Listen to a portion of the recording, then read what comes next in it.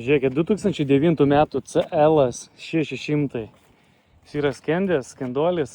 Aš jums parodysiu V12 varikliukas, hebrytė kupas. Tų laikų legenda buvusi. Idealios paprasčiausiai būklės. Aišku, jis yra nusėdęs, akumas nusėdęs irgi. Matau, galas irgi. Bet V12 parsiduoda ant draudimo. Lapkričio 3 aukcionas. Bet ką aš norėjau parodyti, išorė kokią gerumo, 2009 metų, 91 000 mylių nuvažiavęs. Išlaikytas tiesiog super, dvigubas išmetimas. Gaila neužsiveda, bet ką aš norėjau parodyti, 2009 metų, pažiūrėkit.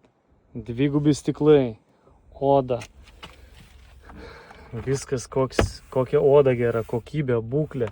Ta prasme, mygtukų, šildomos, šaldomos sėdynės. Pažiūrėkit, oda sėdinių kaip.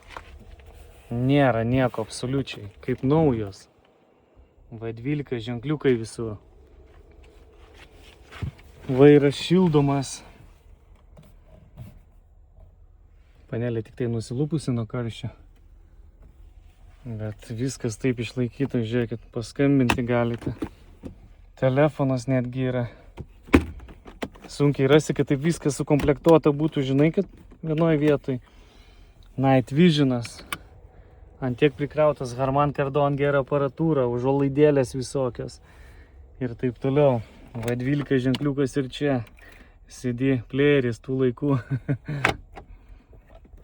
Bet wow. Laiko kapsulė. Nustatymų, valdymų visokių pilna. Bet ant tiek prižiūrėto, pažiūrėkit, kokios lubos yra. Viskas Alcantara. Kokybė tai labai gera, žinokit. Wow, kaip atrodo. Galas irgi vat superinis. Bet kaip, taip 90 000 mylių ir taip sėdynės gerai išsilaikiusios. Negaliu patikėti, vat kokybė būdavo. Ta oda netgi matosi ant tokia gera, žinokit, kaip dabar ant tų naujų mašinų net nebededa tokių odų.